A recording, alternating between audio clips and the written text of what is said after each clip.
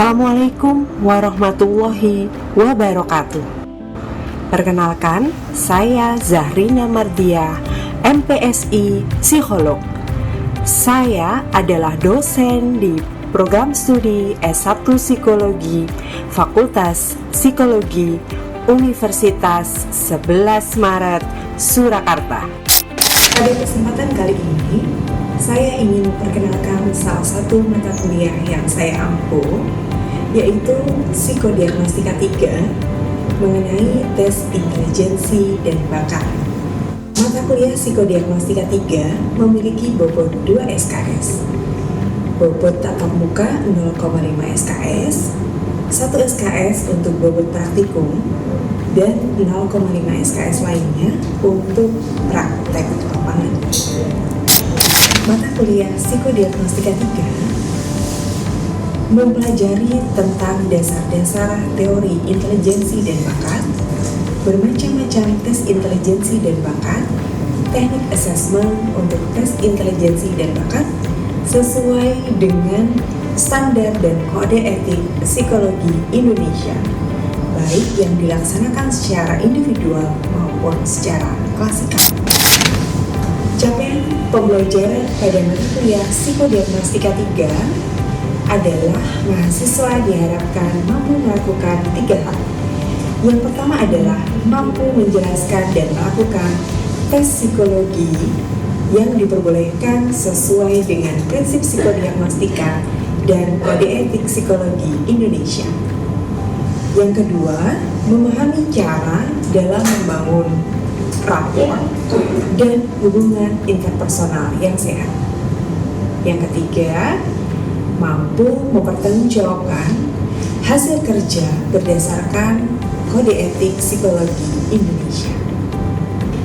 Berikut ini merupakan materi pembelajaran yang diberikan kepada mahasiswa di mata kuliah Psikodiagnostika 3 sesuai dengan rancangan pembelajaran semester.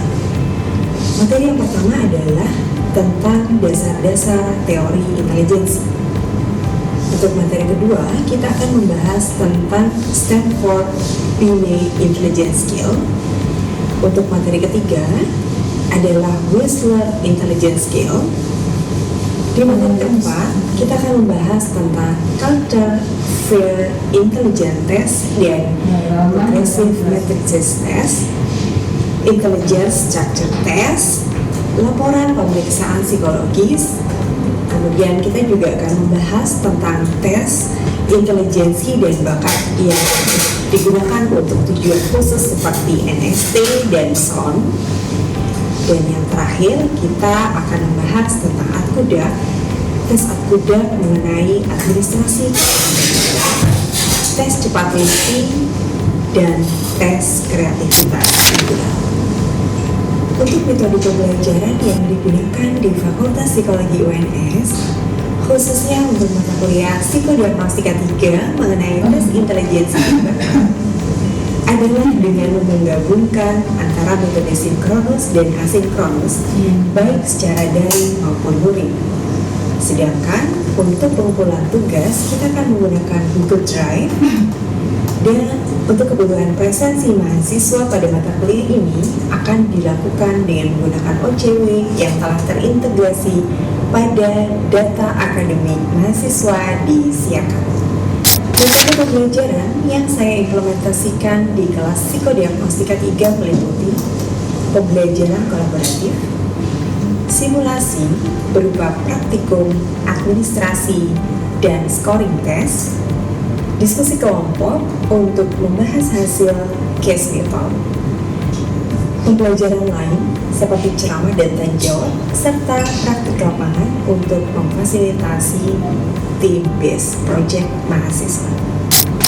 Pada mata kuliah Psikodiagnostika 3 terdapat penyampaian dasar teori, praktikum, dan juga praktik lapangan sehingga mahasiswa diharapkan menjadi lebih memahami tentang materi dan menjadi lebih percaya diri dalam mengimplementasikan teori serta praktik yang pernah mereka lakukan.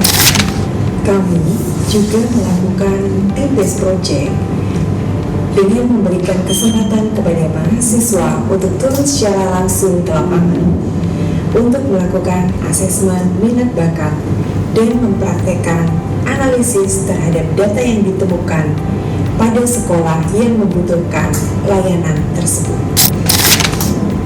Variasi pada metode dan strategi pembelajaran di mata kuliah Psikodiagnostika 3 bertujuan untuk meningkatkan kualitas pembelajaran mahasiswa agar dapat menjamin ketercapaian pembelajaran yang diharapkan. Dokumen pembelajaran seperti PPT dan video pembelajaran serta kolom diskusi diberikan kepada mahasiswa melalui LMS pada UNS, serta mahasiswa juga memperoleh daftar referensi buku untuk memperkaya pemahaman mahasiswa dalam menuntut ilmu agar mereka lebih memahami materi dan lebih siap dalam melakukan praktikum ataupun praktek lapangan. Penilaian pembelajaran akan dilakukan sesuai dengan RTS. Yang pertama adalah aktivitas partisipatif melalui case method, itu adalah sebesar 20%. Untuk hasil project atau team based project sebesar 50% dan kuis sebesar 30%. Kasus dan kuis diberikan sesuai dengan topik yang dibahas pada sesi akhir pembelajaran. Sementara untuk team based project berupa penugasan mahasiswa untuk mengambil data pada sekolah yang membutuhkan layanan asesmen bakat minat sebagai bentuk kegiatan praktik lapangan. Transparansi nilai akan diberikan melalui siaran dan pengumuman secara langsung melalui WhatsApp group. Mahasiswa yang memperoleh nilai kurang memuaskan dapat meminta remedial sesuai dengan kalender akademik yang berlaku. Berikut ini akan saya sajikan gambaran proses pembelajaran dalam mata kuliah Psikodiagnostika 3. Assalamualaikum warahmatullahi wabarakatuh. Di sesi kali ini kita akan membahas tentang Stanford Intelligence Skill. Kalau di pertemuan sebelumnya kita sudah belajar mengenai apa saja dasar-dasar dari contoh tes intelijensi yang sering digunakan di ranah psikologi, baik di bidang pendidikan maupun di bidang klinis. Ada Wechsler Intelligence Scale, ini akan kita bahas di sesi berikutnya. Kemudian ada Culture Fair Intelligence Test. Kemudian bagaimana yang diketahui. Kemudian penyekoran skor harus tepat gitu ya. Kalau di BIDE karena kita melakukannya dengan cepat dan kita perlu untuk menentukan basal dan juga ceilingnya secara tepat gitu ya. Jadi kita perlu melihat gitu. Baik, itu tadi adalah materi mengenai Stanford Binet Intelligence Scale. Silakan teman-teman cermati kembali. Dan jika ada pertanyaan, teman-teman bisa sampaikan melalui forum diskusi ataupun menuliskannya di kolom diskusi yang telah tersedia di LMS. Selamat pagi. Nah, jadi di video ini kita akan membahas mengenai tes Binet. Sebelumnya, jadi tes Binet ini dalam video ini kita belajar tentang tes Binet ya teman-teman. Kita akan buka. Ini adalah bentuk dari tes Binet itu sendiri. Yang pertama itu ada buku pegangan. Nah, kalau buku pegangan ini menjelaskan mengenai material-material yang akan kita gunakan. Ada nama, tanggal, terus kemudian ada banyak di sini. Kemudian hasil tesnya nanti, hasil tes akhirnya juga ditulis di sebelah sini. Untuk mengisi ini, karena Binet ini untuk anak-anak, jadi yang mengisi lembar jawaban ini yaitu kita sebagai tester. Itu nih di sini ada dari tahun kedua dan sampai selesai. Jadi yang pertama untuk mendukung tes kita, tes Binet ini, yang pertama ada satu buku material besar. Satu buku material besar ini nanti ada banyak soal-soal yang nanti penggunaannya dijelaskan dalam buku pegangan. Kemudian setelah itu baik, berdasarkan kedua video tersebut gitu ya, dari teman-teman mungkin sampai di pertanyaan dulu yang ingin ditanyakan dari teman-teman. Terima kasih banyak atas penjelasannya di video tadi. Sempat kan dijelaskan begitu ya terkait dari subtest juga pada gini. Terus habis itu banyak sekali juga ya dari materi-materi di dalamnya seperti itu. Nah, apakah ketika pelaksanaannya, ketika kita sedang mengadministrasikan kepada klien, itu kan banyak materi yang ada di dalamnya. Apakah kita tuh diperbolehkan gitu Bu, untuk membuka buku panduan selama sesi administrasi, atau apakah kita harus menghafal gitu Bu untuk menghindari misalnya distraksi dan sebagainya? Oke, terima kasih Winnie. Ini saya jawab satu persatu dulu aja ya. Winnie kayaknya kurang sehat ya, semoga segera sehat ya Winnie ya. Makasih buat pertanyaannya. Terkait dengan gambaran teknis ketika kita menyajikan tes gini gitu ya, apakah kita harus menghafal semua materinya atau enggak gitu ya Winnie ya tadi ya? Oke. Jadi kita tidak sebagai tester itu dianjurkan untuk nggak menghafal materinya Win. Jadi kalau kita mau tes gitu ya, kita cukup pelajari. Ini bisa baca-baca, kemudian melihat alat tes dirapikan gitu ya. Untuk subtes kedua nih, tahun kedua nih misalnya gitu ya, Winnie harus nyiapin apa nih? Kartu perbendaharaan kata misalnya gitu ya.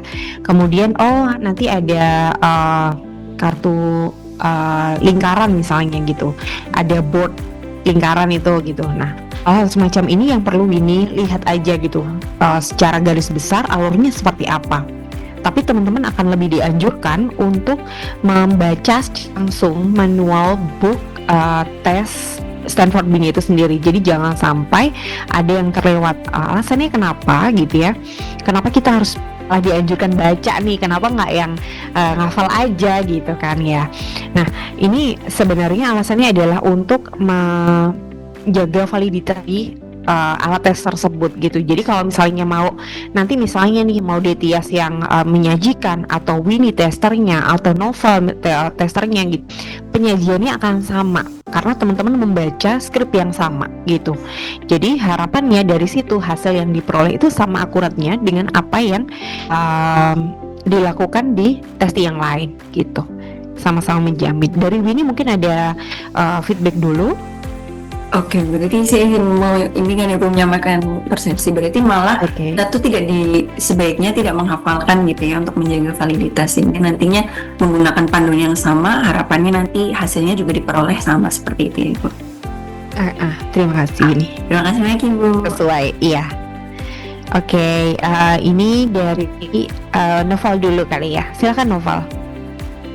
Oke, baik. Terima kasih kesempatannya, Bu. Saya izin bertanya terkait scoring tes Bini. Misalkan pada subtes perbendaharaan kata ya,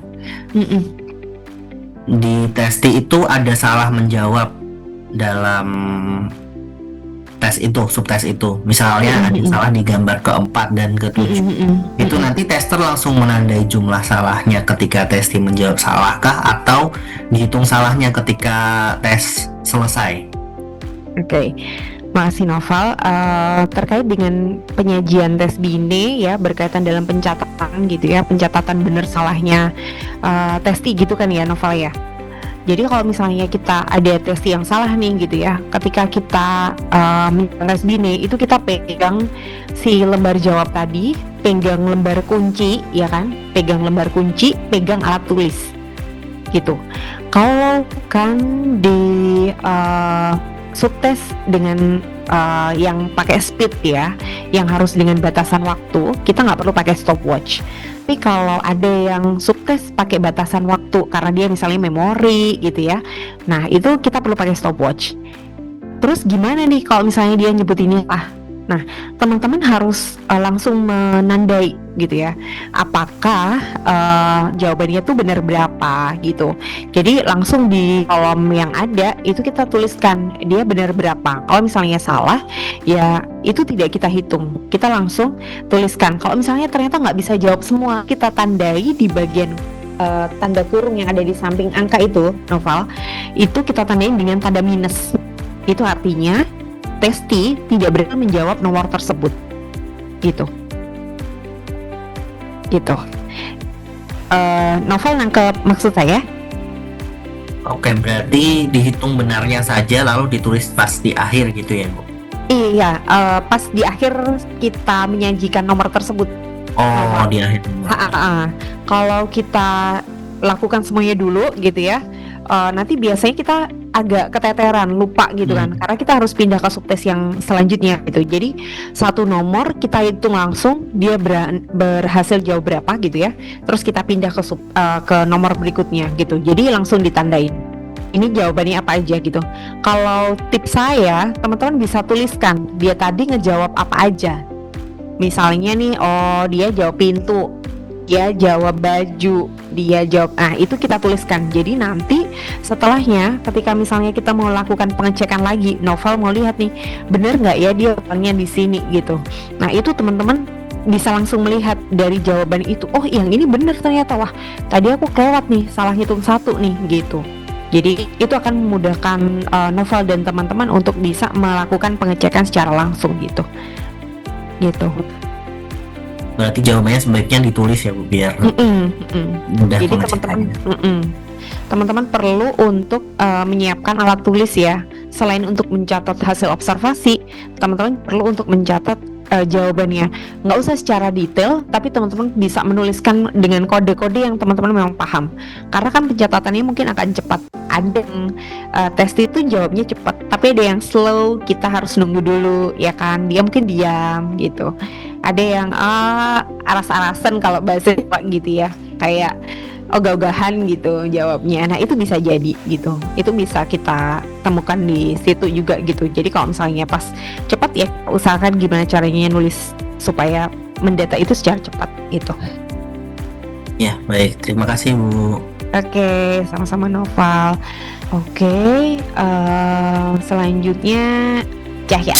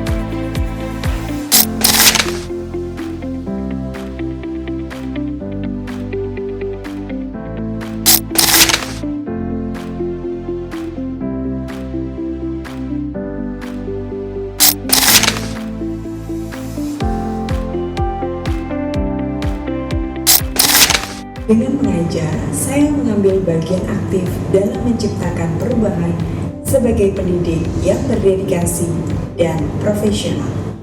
Semoga video ini bermanfaat. Saya Zahrina Mardia undur diri. Wassalamualaikum warahmatullahi wabarakatuh.